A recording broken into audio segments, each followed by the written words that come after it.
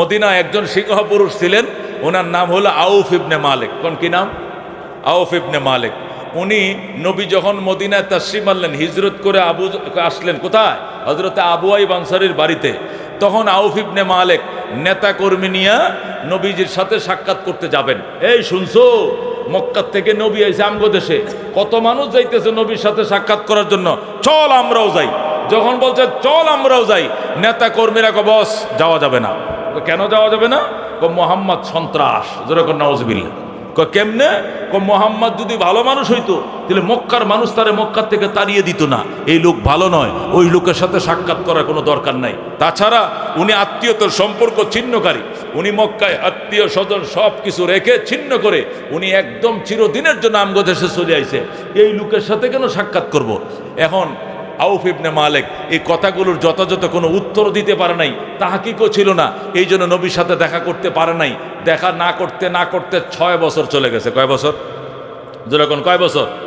6 বছরের মাথায় আরেকদিন স্বপ্ন দেখতেছে, নবী তারে বলতেছে, আউফ রে, আইবি আইবি কয়ে তুই আইলি না, পরে আইলে আমারে পাবি না। যেরকম আল্লাহু আকবার, তুই না আমার সাথে দেখা করতে চাস, এ 6 বছরে তুই সময় পাইলি না দেখা করতে, যা পরে আইলে আর আমারে পাবি না। আউফ ইবনে মালিক স্বপ্ন দেখিয়া লাফ দিয়া ঘুম থেকে উঠিয়া বিবিরে বিবি রে, আমি এক জায়গায় যাইতেছি, তুমি দরজা বন্ধ করে ঘুমাও। কই যাও এত রাত্রে?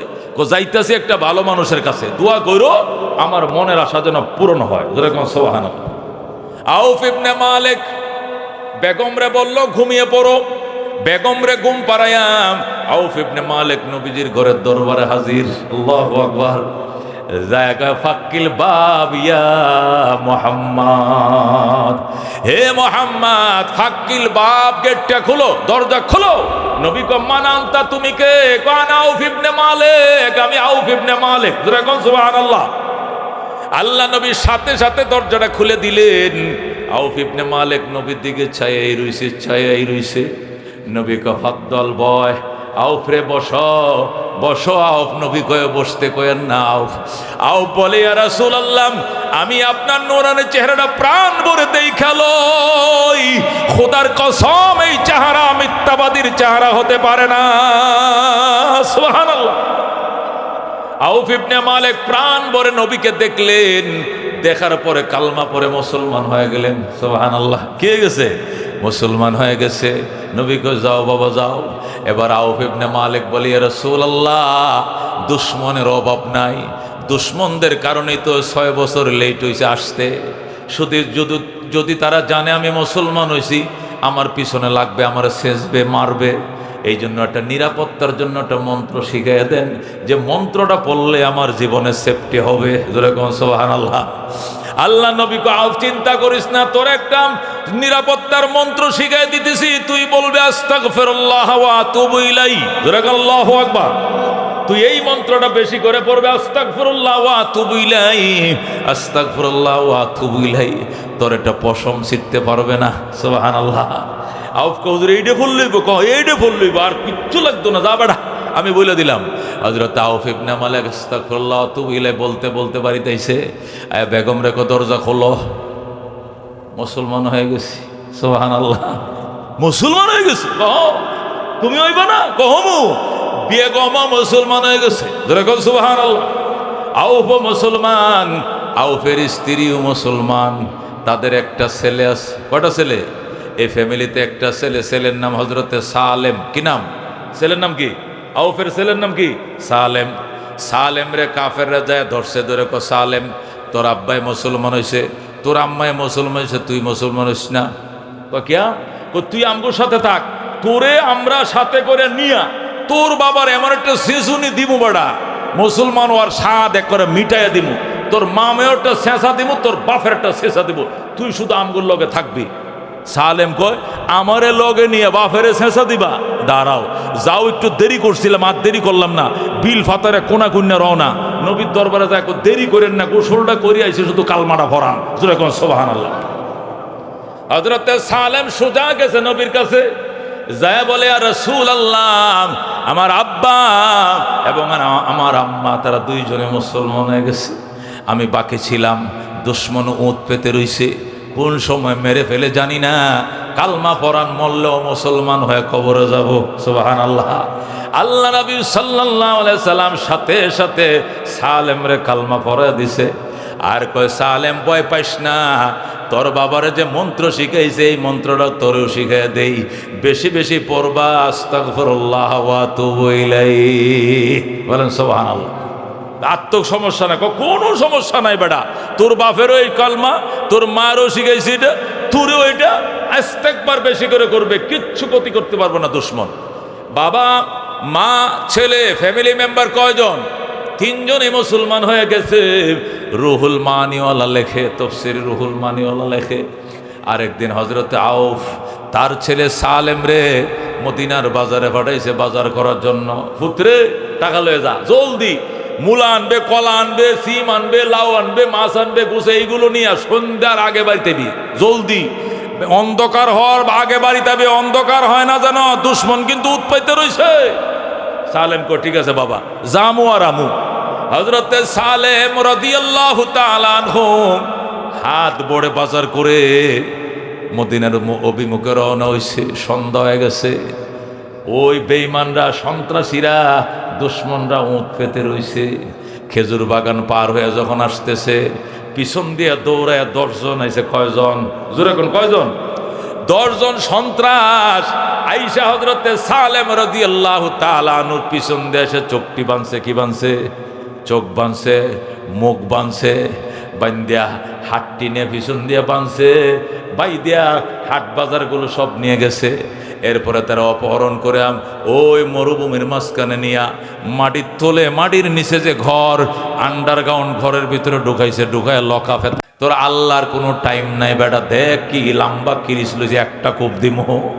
সালেম কো বাদ দে বেটা, বাটপারি গপ্প, ফানি দে, মাগরিবের নামাজটা পড়তে পানে, ফানি দে, আমি মাগরিবের নামাজ পড়বো। গতকালকে মুসলমান হয়েছি, এখনো 1 ওয়াক্ত নামাজ কাজা করি না। সুবহানাল্লাহ। হুজুর ফানি দে। কাফেররা কয় বেটা তোর খুদারে তো ফাওয়ার, তারে কো ফানি দিত। আল্লাহু আকবার। আমি কেন ফানি দিব, তোর খুদারে ক। সালেম কো আমার খুদারে কইলে কিন্তু দিয়ে দিব, কিন্তু তোরা তো ওই সময় থাকতে পারবি না। ফারুক ডাক দেখো, আল্লাহ পানি দাও। আল্লাহ পানির মালিক যদি তুমি হও তাহলে পানি দাও, কাফেরদেরকে দেখায়া দাও তুমি পারো, তুমি শক্তির মালিক। আল্লাহু আকবার।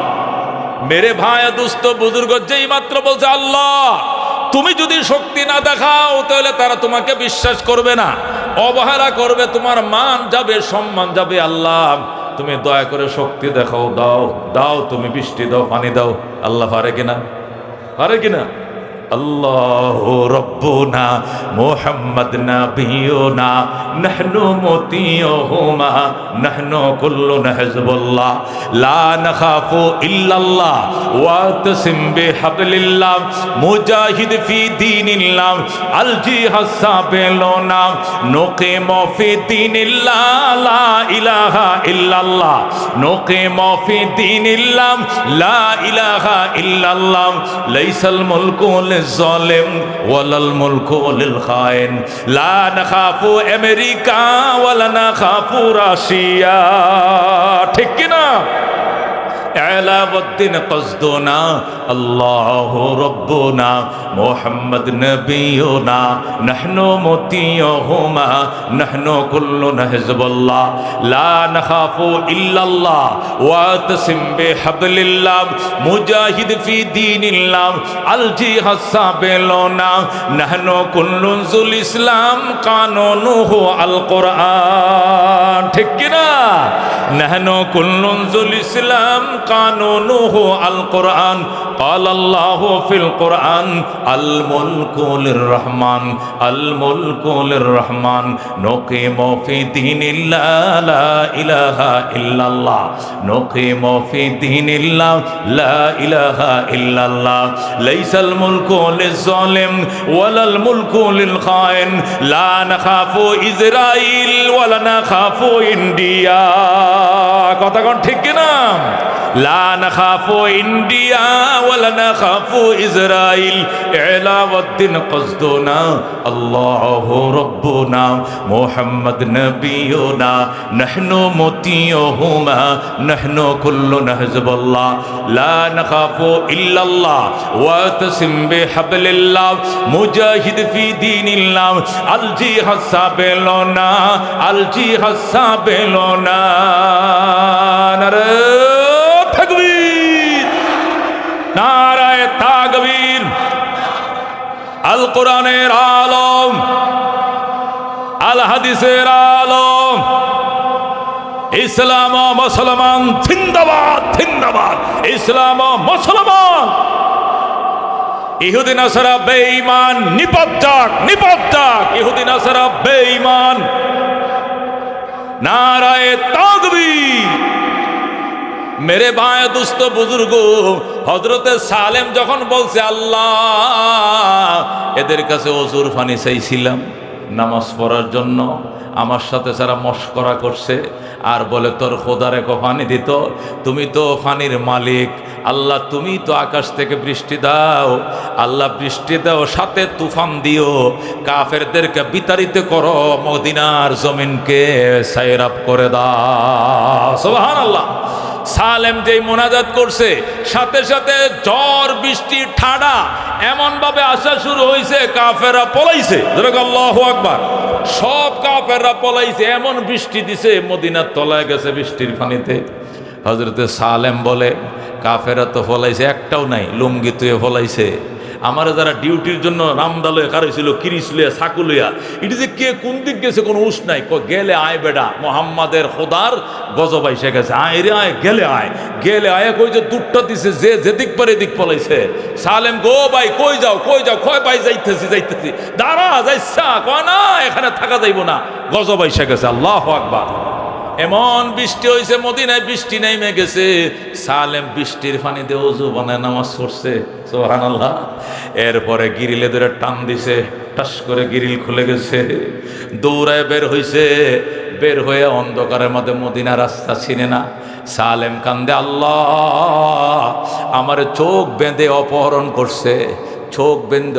করছে তোমার নবী বলছে ইস্তেগফার করলে অপহরণের রাস্তা খুলে দিবে আমি তো করতেছি আল্লাহ তুমি রাস্তা খুলে দিছো কিন্তু মদিনার পথ তো চিনি না মদিনার পথটা চিনায় দাও গায়েব থেকে আওয়াজ আইতেছে সালেম ডাইনে চল আল্লাহু আকবার সালেম ডান দিকে চলছে কিছু দূর যাওয়ার পর মদিনার মহাসড়ক পায় গেছে কি পাইছে মদিনার রাস্তা পাইছে হযরত সালেম বলে যখন মদিনার রাস্তা পাইছে আর টেনশন নাই এখন তো যাইতে পারবো মদিনায় পথ চিনে লাইছি যাইতেছে হঠাৎ করে দেখে রাস্তার মাঝখানে অনেকগুলো উট দাঁড়ায় রয়েছে বৃষ্টির পানিতে ভিজা কাঁপতাছে উটগুলো আমি গণলাম গণ্যা দেখে 100টা উট কটা উট সালেম বলে আমি সব কটা উট গণলাম গণ্যা দেখে কয়টা 100টা একটা লম্বা রশির মধ্যে 100টা উট বাঁধা আমি মনে মনে বলতে যে হায় এই তুফানে এই ঝড়ে এই বৃষ্টিতে মরুভূমির কার উটগুলোই বাজি চলে যাচ্ছে চুরে নেয় না ডাকাতে নেয় কার উটগুলো এখানে দাঁড়ায় রয়েছে আমি এগুলো বলতেছিলাম হঠাৎ করে আওয়াজ আসতেছে সালেম এটা অন্য কারো উট নয় এটা গিফট অফ দ্য রব এটা তোমার রবের পক্ষ থেকে তোমাকে গিফট করা হয়েছে সুবহানাল্লাহ সালেম উটগুলো নিয়ে যা এগুলো হাতিয়ে দিছি আমি আল্লাহ আল্লাহু আকবার হযরত সালেম বলে আমি টেনশনে পড়লাম এতগুলো উট আমি কেমনে নিব লম্বা রশির মাথা ধরে যখন টান দিলাম পিছন দিয়ে রওনা করছে সুবহানাল্লাহ এখন আমি উট নিয়ে মদিনার দিকে যাইতেছি ওই দিক দিয়ে আমার বাবা মা নবীর কাছে কার কাছে সালেমের বাবা আউফ ইবনে মালিক এবং তার স্ত্রী নবীর কাছে যায় কান্দে নবী গো ফুতেরে বাজারে ফাটাইছিলাম গেদারে বাজারে ফাটাইছিলাম সন্ত্রাসীর অপহরণ করে নিয়ে গেছে নবী কো ইস্তেগফারটা পড়তাছো না কো এইটা তো পড়তাছি মন্ত্র তো ঠিক আছে কো তারপরও কেমনে অপহরণ করলো তুমি চালাও ইস্তেগফার কো চালাইতেছি কো হুজুর কত একটা নফল রোজা রাখলাম রাইকা ইফতার করে দেখা কইরো ইফতার করে আইসা কই ইয়া রাসূলুল্লাহ রোজা তো রাখছি কিন্তু ছেলে তো পাইলাম না আরেকটা রোজা রাখো আরেকটা রোজা রাখছে তারা স্বামী স্ত্রী, তবু ছেলে আসে না। নবী কয় আরেকটা রাখো, 3টা রাখো। 3 নম্বর রোজা রাইখাও ইফতার করে আইসা কই ইয়া রাসূলুল্লাহ, আইজো তো আসলো না আমার পথে, আমার সালেম আসে নাই, হুজুর এখন আমি কি করব? নবী কয় বুঝেছি বুঝেছি রে, নবের চোখের ফানি ছাড়া আল্লাহর দয়ার সাগর কাঁপবে না। আল্লাহু আকবার। হে আউফ, আমি এখন মোনাজাত করব, তোরা আমিন আমিন কবি। আউফের বউ বইছে এই পাশে, আউফ বইছে ওই কাছে। নবী কয় আমি মোনাজাত করব, আর তোরা স্বামী স্ত্রী শুধু আমিন আমিন কবি। দেখবি আল্লাহ মোনাজাত কবুল করবে, তোর ছেলে বাড়িতে ফিরে আসবে। যেরকম সুবহানাল্লাহ। নবী মোনাজাতে কান্দে আল্লাহ। আউফের কোনো অপরাধ নাই, অপরাধ একটাই, সে মুসলমান হলো কেন? তার স্ত্রীর অপরাধ একটাই, সে কালমা পড়ছে। সালেমের কোনো অপরাধ নাই, অপরাধ একটাই, সে কেন মুসলমান হলো, ইমানদার হলো। এই অপরাধে তাকে অপহরণ করে ফেলছে। আল্লাহ, আউফরে তুমি আর কত কাঁদাইবা? ছেলের জন্য কাঁদতে কাঁদতে চোখের পানি শুকায় গেছে। আমি বলছি ইস্তেগফার করার জন্য এইটাও করছে, রোজা রাখার জন্য রোজাও রাখছে, কিন্তু সালেম আসতে পারতেছে না। নিশ্চয় কাফেররা কোনো কঠিন বন্দিশালায় তারে বন্দি করছে। আল্লাহ, তোমার নবী যারে না বানাইলে জগৎ বানাইতেন, আমি শেষ পর্যন্ত হাত বাড়ায় দিলাম। ওগো আল্লাহ, তুমি নবীর দুয়ার বরকতে সালেমের মায়ের সন্তান মায়ের কোলে ফাটিয়ে দাও। আল্লাহু আকবার। নবী এমন মোনাজাত করলেন, আউফ আর আউফের স্ত্রী আমিন আমিন বলতেছে, আর নবী মোনাজাতে কাঁদতেছে। কাঁদতে কাঁদতে কাঁদতে হঠাৎ করে নবী কবে রাহমাতিকে আরহামার রাহিমিন, মোনাজাত শেষ। নবী ক আউফ বলে, হুজুর মোনাজাত কবুল হয়েছে? কইছে। কি হবে? আজকে রাত্রে 12টার টাইমে তোমার ছেলে তোমার ঘরের দরজা দাঁড়াবে আর বলবে, মা দরজা খুলো, আমি আইছি। সুবহানাল্লাহ। তাই নাকি কহ? হযরত আউফ এক দৌড় দিছে বাড়িতে। আউফ এবং আউফের স্ত্রী যায় নামাজ বিছাইছে ঘরের দরজায়, নামাজ পড়ে সালাম ফিরায় আর দরজার সাথে কান্ডা লাগায় রাখে। ছেলে কোন সময় আইব, আম্মুকে ডাক দিব অপেক্ষায় করে। যেই রাত্র 12টা বাজছে, হঠাৎ করে আউফ শুনতে সে তার সন্তান ডাক দেয়, গো বাবা গো, ও মা দরজা খোলো, আমি আইছি। আল্লাহু আকবার। তাফসীরে রুহুল মানিওয়ালা লেখে, যেই মাত্র আউফ দরজাটা খুলছে, খুইলা দেখে সালেম আইছে। সালেম রে বাবায় বুকের সাথে জড়ায় ধরছে, মা যায় জড়ায় ধরছে, কান্নাকাটি করছে, আল্লাহ শুকরিয়া আদায় করছে। সালেম ডাক দেয়া কয়, মা এই উটগুলো সবটি ঘরে নাও। আল্লাহু আকবার। মা কয়, উট করতে আনছোস বেটা? আমি তো কানছি তুল লেগে, উটের জন্য কান্দি না, কার উট নিয়ে আইছোস? এই উট আমার ঘরে নিব না।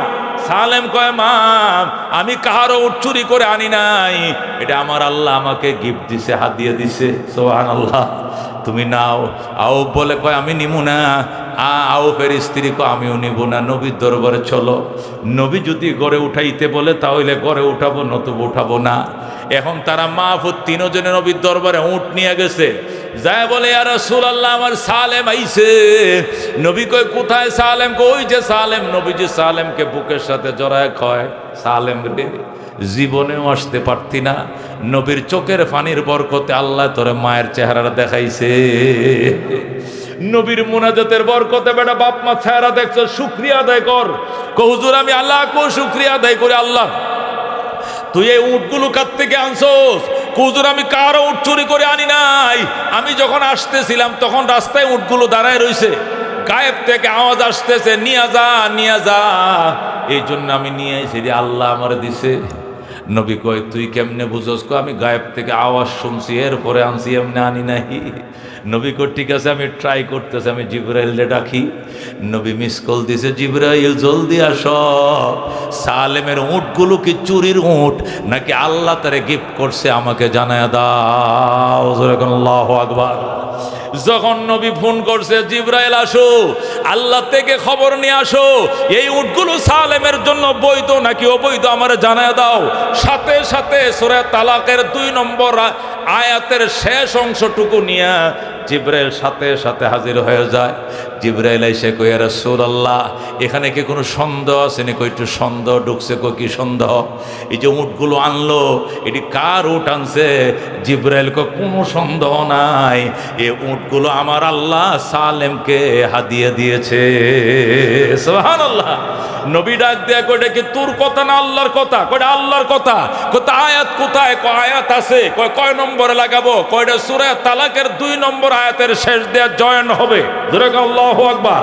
সূরা তালাকের 2 নম্বর আয়াতের শেষে দিয়ে এটা যুক্ত করে দিবেন। আউযু বিল্লাহি মিনাশ শাইতানির রাজিম। ওয়া মান ইয়াত্তাকিল্লাহা ইয়াজআল লাহু মাখরাজা ওয়া ইয়ারযুকুহু মিন হাইসু লা ইয়াহতাসিব ওয়া মান ইয়াতাওয়াক্কাল আলাল্লাহ ফাহুয়া হাসবু। জোরে কোন আল্লাহু আকবার। এই আয়াত নিয়ে জিবরাইল আইসা গেছে।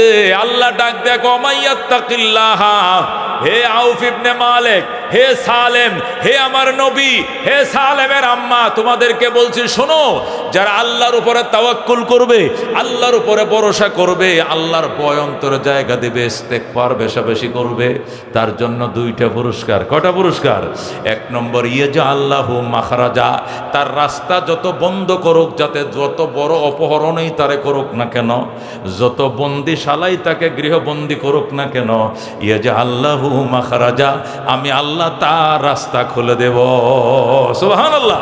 সুতরাং সালেমের এই বন্দিশালা থেকে মুক্তি আর কেউ দেয় না, আমি আল্লাহ দিয়েছি। জোরে বলুন আল্লাহু আকবার। শুধু অপহরণ থেকে ছুটে আসবে খালি হাতে তাই নয়, ওয়ায়ারযুকুহু মিন হাইসু লা ইয়াহতাসিব, তাকে এমন জায়গা থেকে রিজিকের ব্যবস্থা করব সেখান থেকে রিজিক পাওয়ার কল্পনাও করে না। সুবহানাল্লাহ। এ আউফ, তুই কি কল্পনা করছিলি নি যেদিন তোর ছেলে সালেম রে পাবে এই দিনে 100 উট পাইবে? কল্পনা করছিল নি? করছিল? আশা করছিল? ছেলে মেয়ে যদি অপহরণ হয় তাহলে উল্টা আরো টাকা দেওয়া লাগে। সন্ত্রাসীরা কি বলে, গাটাইলের জঙ্গলের ভিতরে দলাফাড়া বাজারের পশ্চিমটা ওই যে ব্রিজটা আছে না, ব্রিজের কোনার মধ্যে রাত 3টা বাজে 2 লাখ টাকা লয়ে আসবেন, আইসার টাকাটা থুয়ে চলে যাবেন। 2 ঘন্টা পরে ফজরের আজানের আগ দিয়ে এসে আপনার ছেলেরে হাত পা বাঁধা অবস্থায়, চোখ মুখ বাঁধা অবস্থা পাইবেন। এইটুকু 2 লাখ টাকা দিলে আপনার ছেলে পাইবেন, নালে পাবেন না। বাবা আইতাছি রাত 2টা বাজে, 2 লাখ না 2.5 লাখ দিব, তুমি আমার হুদ দে। কথা কোন ঠিক না? তাহলে ছেলে যেদিন পায় এদিনকে টাকা পায় না টাকা দিতে হয়? অপহরণকৃত সম্পদ সন্তান পাওয়ার দিন কি টাকা উল্টা পায়? গরু ছাগল উট পায় না, আরো দিতে হয়। আর হযরত সালেমের বাবা সালেমরও পাইছে, আর 100 উট পাইছে। যেরকম সুবহানাল্লাহ। কেন? ওই যে নবী তারা শিখাইছিল, আস্তাগফিরুল্লাহ ওয়া আতুবু ইলাইহি, তুমি পড়ো, বেশি পড়ো, আস্তাগফিরুল্লাহ ওয়া আতুবু ইলাইহি।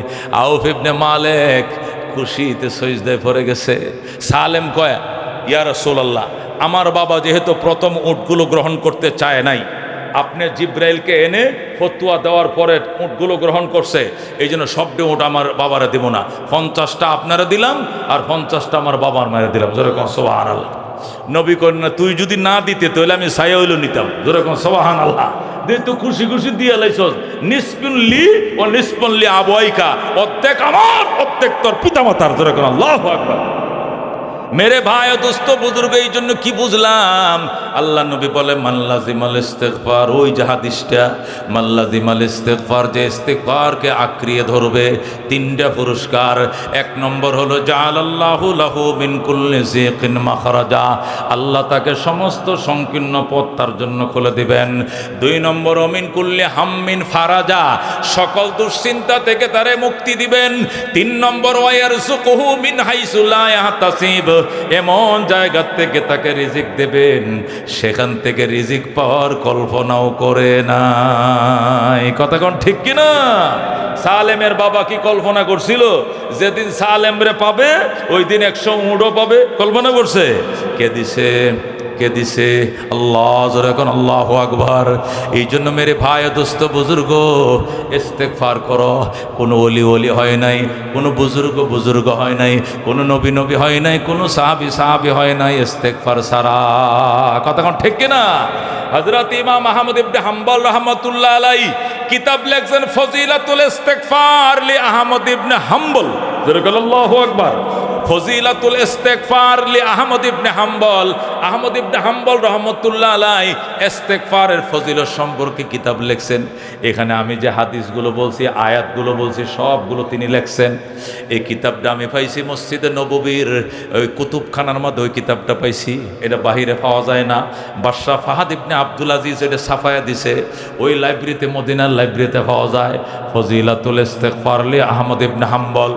ওই কিতাবটার মধ্যে ইমাম আহমদ ইবনে হাম্বল এই আয়াতগুলো সেট আপ করছে, যে হাদিসগুলো আছে এগুলো বলছে, সব ওই আয়াত সেট আপ করছে, ওই তালাকের শান নজুল সেট আপ করছে। ইমাম আহমদ ইবনে হাম্বল ওই কিতাবটা লেখার শেষ পর্যায়ে সে বলতেছে, কই শোনো দুনিয়ার মানুষ শোনো, কোরআন হাদিস থেকে ইস্তেগফারের ফজিলতের কথা তোমাদেরকে শোনাইলাম, এখন আমি একটা খাবের ঘটনা শোনাই। কি এর ঘটনা? ইমাম আহমদ ইবনে হাম্বল বলেন, আমি একটা স্বপ্নের ঘটনা শোনাই। আহমদ ইবনে হাম্বল বলেন, আমি একদিন বাইতুল্লাহ শরীফ কাবা ঘরে ঘুমাই রইছি। যেরকম সুবহানাল্লাহ। কাবা ঘর মানে হেরেম, হেরেম আর কি, কাবার যে হেরেম আছে সীমানা। আমি হেরেমে কাবা, কাবার হেরেম শরীফে তোয়াফ করতে করতে করতে ক্লান্ত হয়ে গেছি। এরপর এক সাইডে যে কার্পেট বিছায় রাখে, আমি এক জায়গায় ঘুমায় পড়ছি। কে বলতেছে? আহমদ ইবনে হাম্বল। আমি যখন ঘুমায় পড়লাম, আমি ঘুমের মধ্যে স্বপ্ন দেখতেছি কিয়ামতের ময়দান কায়েম হয়ে গেছে। সুবহানাল্লাহ। আহমদ ইবনে হাম্বল বলেন, আমি স্বপ্ন দেখতেছি কিয়ামত কায়েম হয়ে গেছে, হাজার হাজার লাখো লাখো মানুষ বিচারের জন্য লাইনে দাঁড়াইছে, আমিও লাইনে দাঁড়াইছি। হিসাব শুরু হয়েছে, মিজানের পাল্লা ওজন হইতেছে, কেউ ওজনের পাল্লা ভারী হয়, কাঠটা হালকা হয়, কেউ কান্দে, কেউ হাসে, এইভাবে চলতেছে। যাইতে যাইতে যাইতে আমার সিরিয়াল আইছে, ফেরেশতারা আমার আমল নামাও পাল্লায় উঠাইছে। যেরকম সুবহানাল্লাহ। আল্লাহর কুদরত। আমি তো ইস্তেগফার পড়তাছি আর ভয়ে কাঁপতাছি, কি হয় না হয়। হিসাবের পাল্লা আমার নেকির পাল্লায় দিছে, আমার আমল নামা। যেই মাত্র কাগজটা আমার পাল্লায় দিছে, আস্তে করে দেখি নেকির পাল্লাটা ভারী হয়ে গেছে। আহমদ ইবনে হাম্বল বলেন, আমি খুশিতে বাগবাগ হয়ে গেছি, আমার নেকির পাল্লাটা ভারী হয়ে গেছে। ফামান সাকুলাত মাওয়াজিনুহু ফাহুয়া ফি ঈশাতির রাদিয়া। এই আয়াতটা আমার মনে হয়ে গেছে। সুবহানাল্লাহ। যার নেকির পাল্লা ভারী হয় সে স্বাচ্ছন্দ্যময় জীবন লাভ করে। আমার নেকির পাল্লা ভারী হইছে, আমার আল্লাহ ডান হাতে আমলনামা দিছে। সুবহানাল্লাহ। বা আমি এটা স্বপ্ন দেখতাছি। কেমনে? স্বপ্নে। এরপরে আমার ডান হাতে আমলনামা দিছে, দিয়ে ফেরেশতারা বলতেছে, আহমদ হেদিকে যাও, হেদিকে যাও, ওই যে সামনে গেলে দেখবা জান্নাতের গেট আছে, ওই গেটের মধ্যে যায় তুই কি করবা, এই আমলনামাটা দিবা, ফেরেশতারা গেটটা খুলে দিবে, সোজা জান্নাতে ঢুকে যাইবা। যেরকম সুবহানাল্লাহ। আহমদ ইবনে হাম্বল বলেন, আমি ওই গেটে গেলাম, যাইয়া এখন গেট খুঁজে পাই না। কাউকে জিজ্ঞাসা করতেও ভয় লাগে, শরম লাগে। আমি জান্নাতের টিকিটও পাইছি, নেকির পাল্লা বাড়ি হইছে, কিন্তু গেটটা চিনি না। এই জন্য একজনকে জিগাইতেও শরম লাগে, জিজ্ঞাসাও করি না।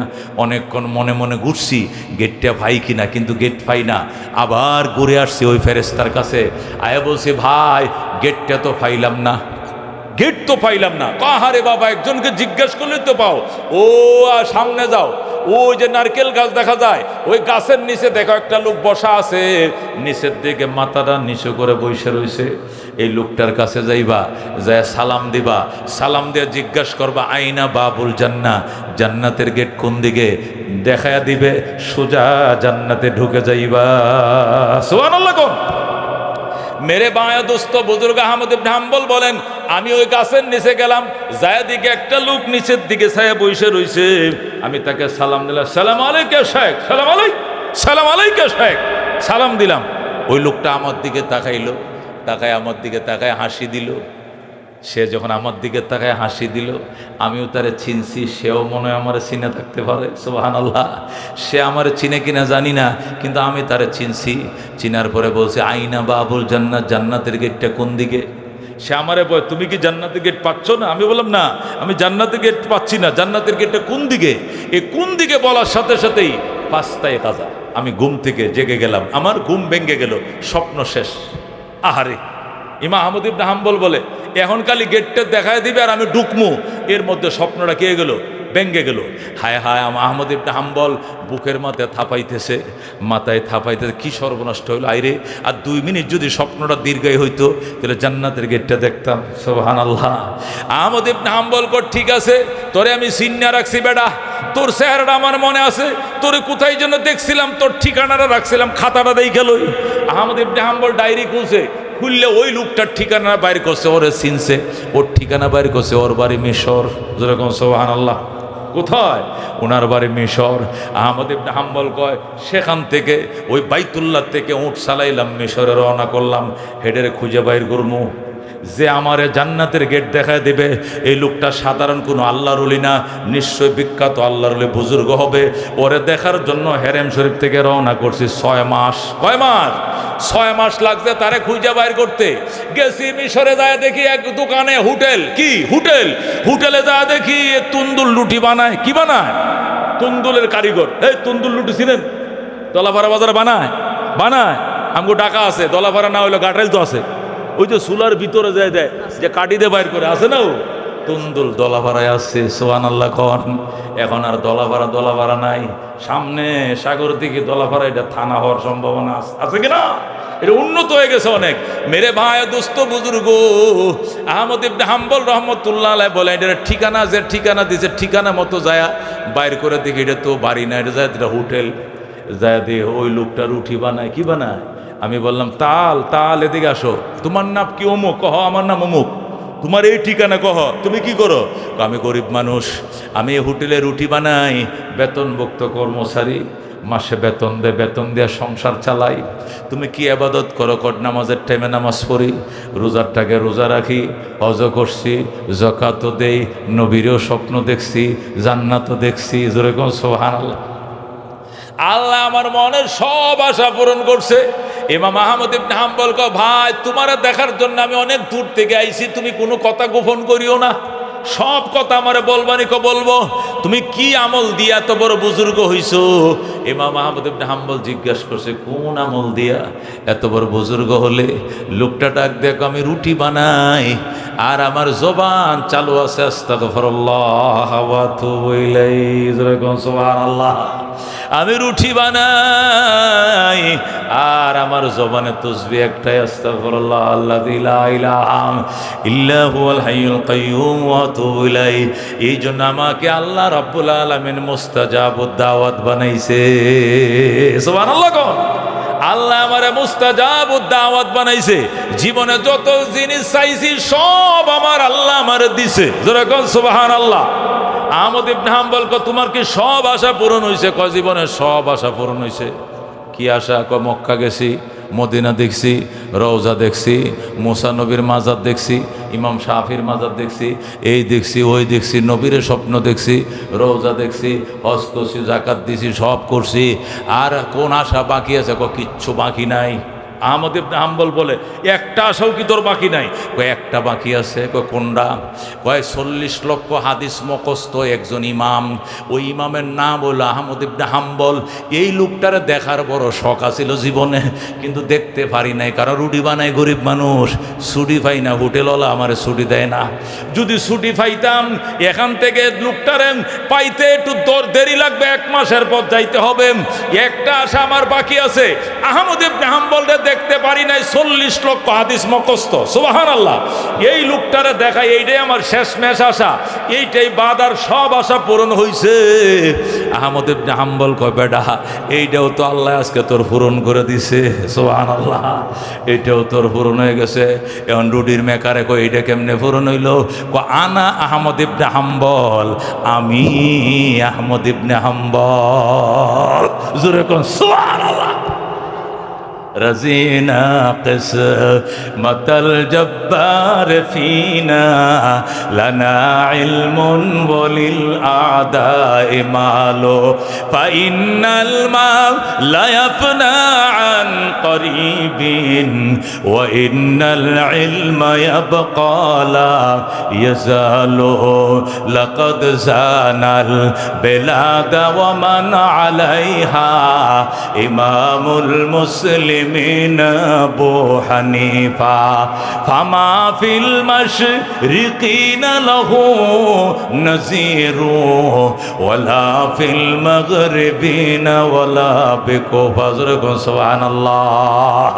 मेरे भाई दोस्त बुजुर्ग अल्लाह नबी बोलेन माल्लाजिमाल इस्तिगफार যে ব্যক্তি ইস্তেগফারকে আঁকড়ে ধরবে আল্লাহ তাকে তিনটা পুরস্কার দিবে জালাল্লাহু লাহু মিন কুল্লি যিকিন মাখরাজা ওয়া মিন কুল্লি হাম্মিন ফারাজা ওয়া ইয়ারযুকুহু মিন হাইসু লা ইয়াহতাসিব मेरे भाई दोस्त बुजुर्ग লোকেরা শেরে খোদা হযরত আলী রাদিয়াল্লাহু তাআলা আনহু কে জিজ্ঞাসা করছেন আলী ইস্তেগফারের এত মর্যাদা কেন রে আলী ইস্তেগফারের এত পাওয়ার কেন ইস্তেগফার করলে আল্লাহ এই দে ওই দেয় আল্লাহ কয় ফাকুলতু আস্তাগফিরু রাব্বাকুম ইন্নাহু কানা গাফফারা ইউরসিলিস সামা আলাইকুম মিদরারা ওয়া ইউমদিদকুম বিআমওয়াল ওয়া বানিনা ওয়া ইয়াজআল লাকুম জান্নাত ওয়া ইয়াজআল লাকুম আনহারা ইস্তেগফার ওয়ালাকে আল্লাহ কেন এত পুরস্কার দিছে এটার ভিতরে কি লুকায় রাখছে আল্লাহ